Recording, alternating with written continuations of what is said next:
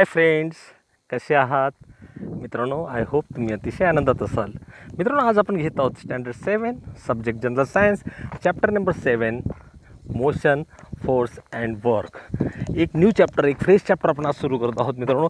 त्यामधील हा पहिला व्हिडिओ. मित्रांनो, तुम्ही चॅनलवर नवीन असाल तर चॅनल सबस्क्राईब करा, जेणेकरून तुम्हाला पुढील सर्व व्हिडिओ जे आहेत त्यांचे नोटिफिकेशन मिळतील. ओके मित्रांनो, सुरू करूया chapter number 7. Chapter number 7 motion, force and work. मित्रांनो, ॲक्च्युली मोशन म्हणजे नेमकं काय, फोर्स म्हणजे नेमकं काय, वर्क म्हणजे नेमकं काय, ते आपण आता आधी बघूया. नंतर आपण त्याच्या प्रॉपर डेफिनेशनने ते आपण बघणारच आहोत. आधी आपण या जे फिगर दिलेले आहेत त्याच्यानं ऑब्झर्व अँड डिस्कस आपल्याला सांगितलं आहे, त्यावरनं मोशन, फोर्स आणि वर्क नेमकं काय ते आपण मित्रांनो बघूया. ओके, आपण जर फिगर बघितली त्यामध्ये आपल्याला दिसते मित्रांनो, हा एक हॉर्स रायडर्स, हा जो घोड्याला जो तो पळवतो आहे बघा, नाही का, त्याला आपण घोडस्वार असे म्हणतो. तो घोड्याला पळवतो आहे म्हणजेच काय करतो आहे, घोडा जो आहे हा मोशनमध्ये, थोडक्यात असं आपल्याला सांगता येईल, नाही का.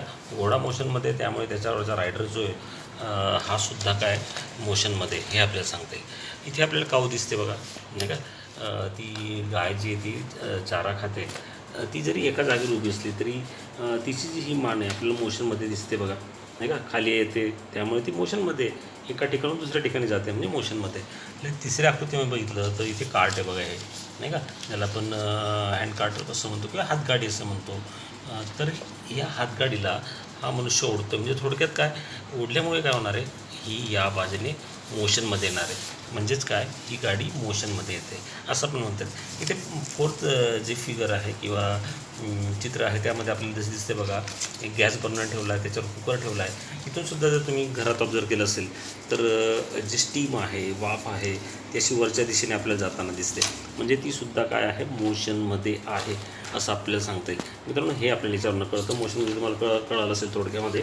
मोशन म्हणजे काय, तर थोडक्यात displacement of an object from one place to another, म्हणजेच काय, हा मोशनमध्ये म्हणजे एका ठिकाणून दुसऱ्या ठिकाणी जातो आहे. हा आपल्याला ही गाडी ओढताना दिसतो आहे, एका ठिकाणून दुसऱ्या ठिकाणी जातो आहे, म्हणजे ते मोशनमध्ये हे आपल्याला इथे कळतं आहे. ओके, आता मित्रांनो, हे मोशनमध्ये काय, एखादा ऑब्जेक्ट किंवा एखादी वस्तू ही मोशनमध्ये काय येते याचं कारण आपण बघूया. आता ॲक्च्युली हा जो हॉर्स आहे हा एका ठिकाणून या दुसऱ्या ठिकाणी चालला आहे, म्हणजे तो मोशनमध्ये. मग हा नेमका का जातो आहे, तर याच्यावरती ॲप्लाय करतो आहे हा हॉर्स तो मस्क्युलर फोर्स, त्याचं बल तो वापरतो आहे, त्याचा फोर्स तो वापरतो आहे, त्याची ताकद तो वापरतो आहे, आणि तो एका ठिकाणाहून दुसऱ्या ठिकाणी जातो आहे. ओके, म्हणजे मोशनसाठी फोर्स इम्पॉर्टंट आहे हे आपल्याला इथे कळतं. इथेसुद्धा ही जी काऊ आहे, ही गाय जी ही मान हलवते, म्हणजे त्यासाठी सुद्धा तिला काहीतरी फोर्स जो आहे तो लावा लागतो आहे. तिसऱ्या पिक्चरमध्ये तर क्लिअर होतं आहे बघा मित्रांनो, एखादा ऑब्जेक्ट तो जर फोर्स लावला नाही तर हा जागेवरच राहणार आहे. ही गाडी जी आहे ती जागेवरच राहणार आहे जोपर्यंत हा जो मनुष्य आहे, हा जो व्यक्ती आहे, यावरती फोर्स अप्लाय करत नाही, ताकद लावत नाही. त्यामुळे हा फोर्स ज्यावेळेस लावेल या दिशेने, त्यावेळेसच ही वस्तू मोशनमध्ये येईल असं आपल्याला यावरून सांगता येतं आहे मित्रांनो. म्हणजे थोडक्यात काय, एखादा ऑब्जेक्ट जर एखाद्या ठिकाणी असेल तर त्याला हलवायचं असेल, तर आपल्याला त्याची जागा चेंज करायची असेल तर आपल्याला फोर्स लावणं जे आहे तो अतिशय गरजेचा असतो. म्हणजे फोर्स म्हणजे थोडक्यात काय, तुम्हाला ते कळालं असेल मित्रांनो. आता बघूया वर्क म्हणजे काय. आता त्याच्या फोर्ससाठी अजून एक उदाहरण देतो बघा. एखादी गाडी आहे, नाही का, 4 व्हीलर असेल, 2 व्हीलर असेल, ती ज्यावेळेस चालते त्यावेळेस त्याच्यावर इंजिनमार्फत फोर्स लावला जातो, तो त्याच्या व्हीलवरती, त्याच्या चाकांवरती, आणि मग ते चाक जे फिरतात आणि ती गाडी जी ती मोशनमध्ये येतात. तुम्ही सायकल चालवण्याचा अनुभव घेतला असेल, तुम्ही ज्यावेळेस पॅन्डल मारतात, नाही का, पॅन्डल मारतात म्हणजे काय करतात, तुम्ही ताकद लावतात, फोर्स लावतात, आणि ती फोर्स लावल्यामुळे मग ते व्हील जे आहे, बायसिकलचं व्हील जे आहे ते मोशनमध्ये येतं, आणि ती बायसिकल जी ती एका ठिकाणून दुसऱ्या ठिकाणी जाते, म्हणजेच मोशनमध्ये येते. किंवा ज्यावेळेस तुम्ही त्याला फोर्स लावतात, पॅन्डल मारतात, ताकद लावतात, किंवा तो तुमचा मस्क्युलर फोर्स असतो, त्यावेळेस ती जी सायकल असेल, गाडी असेल, ती मोशनमध्ये येते असं आपण म्हणतो. आता मित्रांनो, वर्क म्हणजे नेमकं काय. आता यासाठी आपल्याला ही थर्ड आकृती खूप महत्त्वाची आहे. आता वर्क म्हणजे नेमकं काय, ज्यावेळेस ही गाडी मोशनमध्ये केव्हा येणार आहे, ही जी हातगाडी आहे ती मोशनमध्ये केव्हा येईल, ज्यावेळेस याच्यावरती हा मनुष्य फोर्स लावेल. ओके, फोर्स लावल्यानंतर ही गाडी मोशनमध्ये आली, म्हणजे ही कुठे येणार, इथून ती येणार, इथपर्यंत येणार. ओके, इथपर्यंत ती गाडी आली, म्हणजेच काय, त्याने केलेलं हे वर्क आहे. ज्यावेळेस एखाद्या ऑब्जेक्टला आपण फोर्स लावतो ती मोशनमध्ये येते आणि मोशनमधून आल्यापासून ती आपली जागा एका ठिकाणून दुसऱ्या ठिकाणापर्यंत जाते, जागा चेंज करते. त्यावेळेस आपण असं म्हणतो आपल्या सोप्या भाषेत की त्याने काहीतरी वर्क केलेलं आहे. असे एकमेकांशी हे रिलेटेड आहेत, मोशन, फोर्स अँड वर्क. हे तुमच्या लक्षात आलं असेल. मित्रांनो, आता आपण पुढच्या टॉपिककडे वळूया. हे थोडक्यात मी सांगितलं, आपण प्रॉपर डेफिनेशन यायचं बघणार आहोत आणि त्याच्यावरून हे समजून घेणार आहोत. पुढे बघूया, what is mean by motion. आत्ताच आपण बघितलं, displacement of an object from one place to another in specific time is called the motion of that object, नाही का, असं आपल्याला म्हणता येईल. आता मित्रांनो, पुढच्या ज्या क्वांटिटी जे आहेत त्या अतिशय महत्त्वाच्या आहेत, त्यांच्यामध्ये कन्फ्युजन होता कामा नये आणि त्या अतिशय सोप्या भाषेत आपण समजून घेणार आहोत.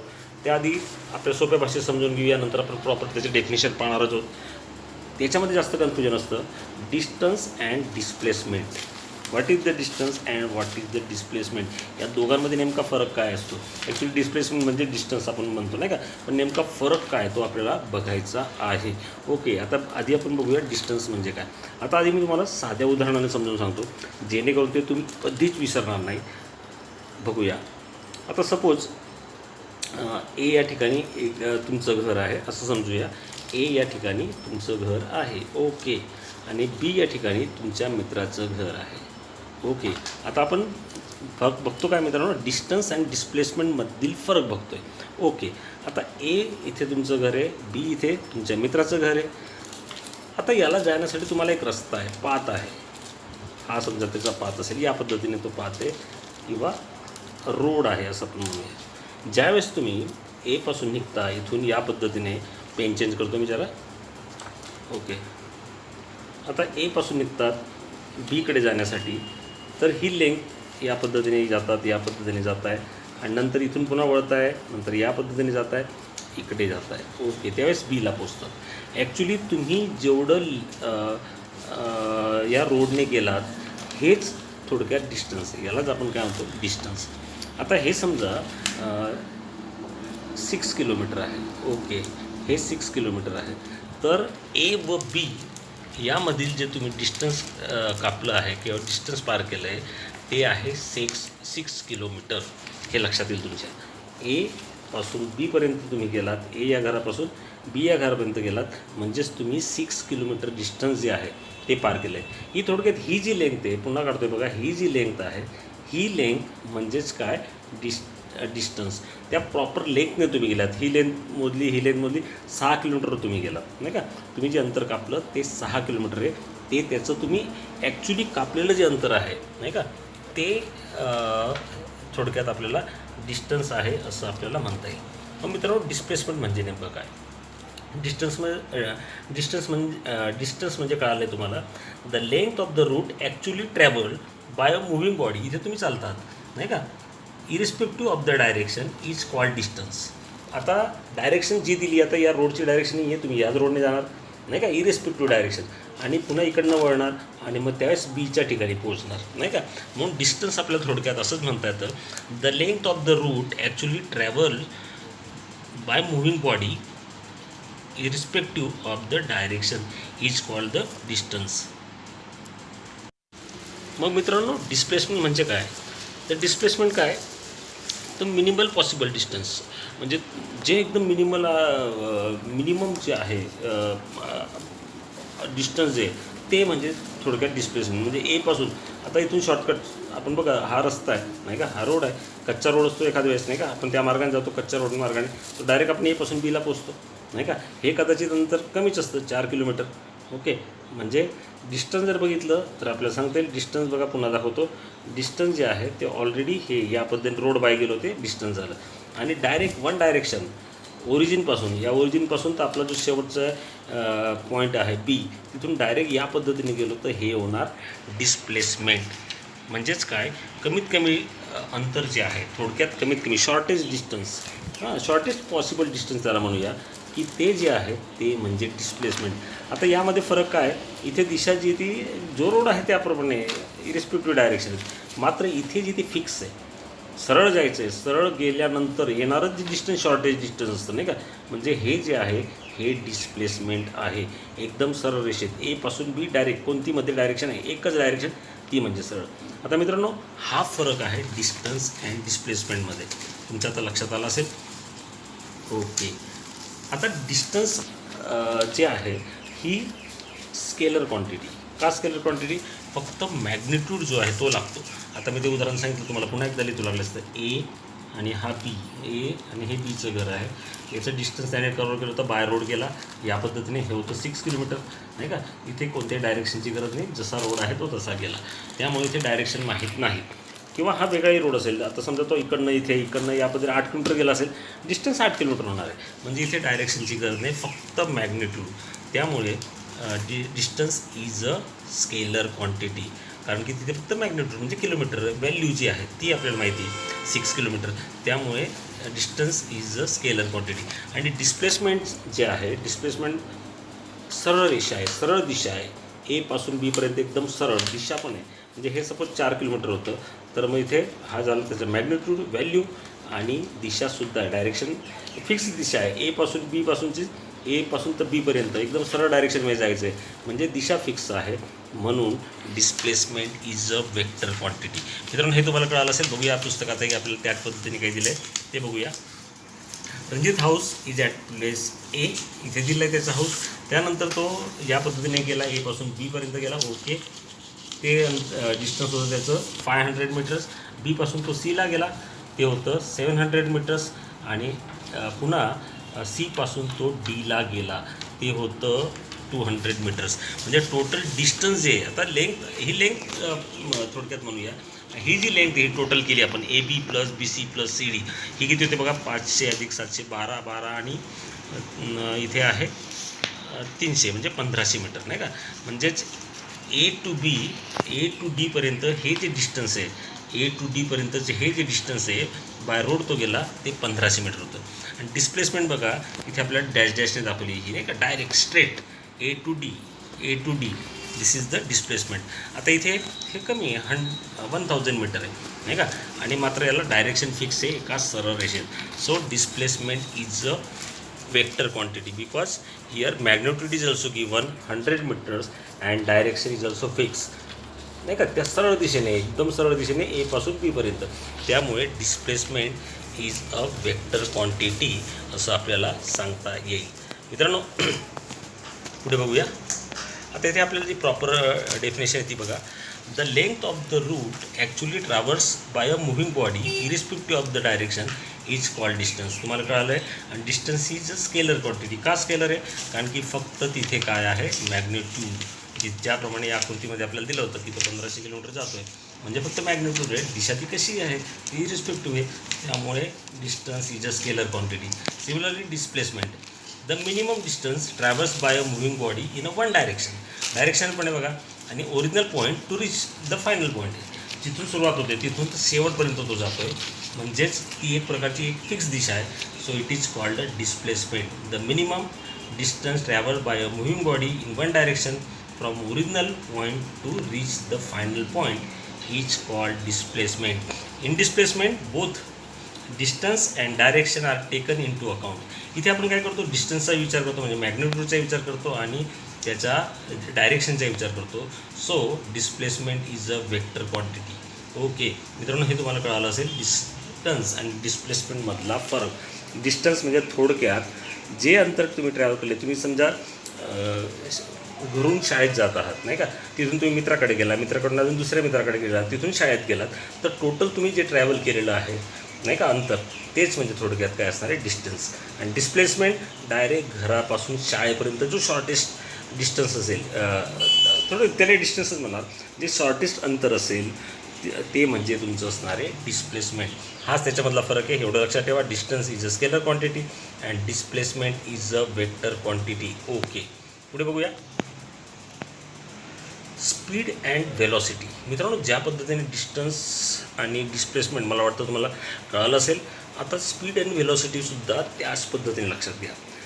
आता स्पीड म्हणजे नेमकं काय, तर स्पीड म्हणजे आपण लास्ट चॅप्टरमध्ये शिकलो, speed is equal to distance divided by time नाही का. Speed is equal to distance divided by time. तुम्ही गाडीमध्ये बसल्यानंतर बघा ॲक्च्युली आपण दोन्ही जे आहेत स्पीड आणि व्हेलॉसिटी एकाच अर्थाने आपण ते वापरतो, परंतु त्यांच्यामध्ये जो डिफरंट आहे तो सुद्धा तुम्ही व्यवस्थित लक्षात घ्या. स्पीड म्हणजे नेमकं काय, speed means speed is equal to आपल्याला असं म्हणता येईल की डिस्टन्स अपॉन टाईम, नाही का. स्पीड म्हणजे डिस्टन्स अपॉन टाईम.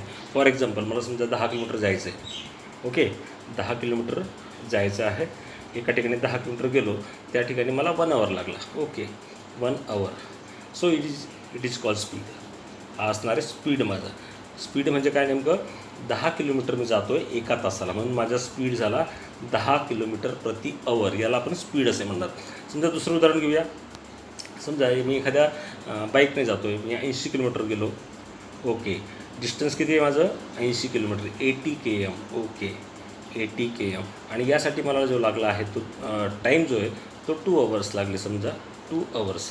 ओके, मग आणि speed is equal to what, speed is equal to distance upon time. So माझा स्पीड जो आहे किंवा बाईकचा जो स्पीड आहे तो काय येणार, 80/2, 80/2 40.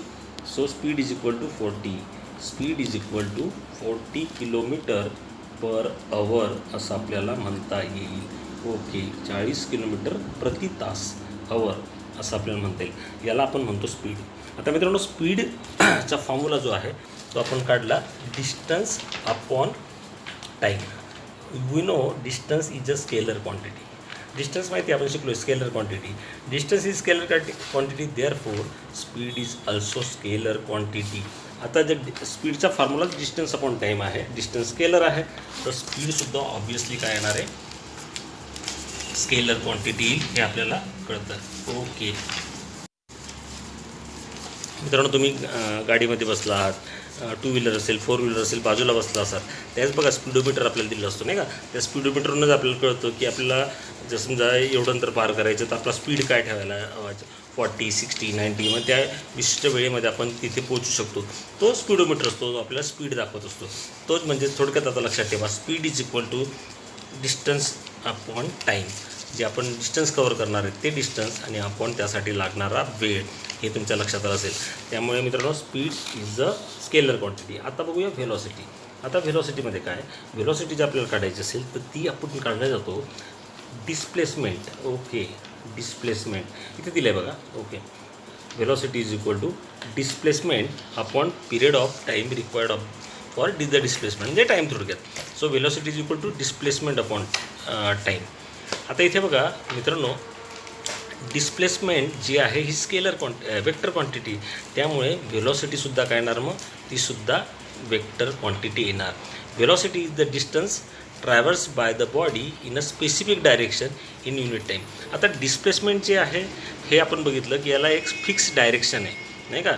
इनिशियल पॉईंट टू जो फायनल पॉईंट असतो तोपर्यंत, जिथून सुरुवात होते तिथून तर जो फायनल पॉईंट आहे म्हणजे एक फिक्स दिशा आहे. आणि ती डिस्प्लेसमेंट इथे आलं, त्यामुळे ही सुद्धा व्हेलॉसिटीसुद्धा काय होणार आहे, मग वेक्टर क्वांटिटी होणार आहे. यावरून तुम्हाला हे लक्षात आलं, speed is a scalar quantity and velocity is a vector quantity.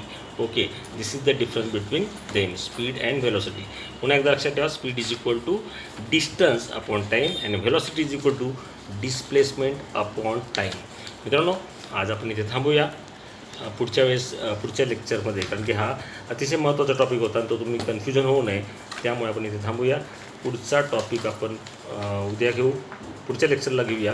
त्यास हे सगळे फिलअप आपण करणार आहोत आणि डिटेल माहिती शिकणार आहोत. आता मात्र तुम्ही याचा अभ्यास असू द्या. डिस्टन्स अँड डिस्प्लेसमेंट म्हणजे नेमकं काय आणि स्पीड आणि व्हेलॉसिटी म्हणजे काय ते लक्षात असू द्या. थँक्यू. आनंदी राहा.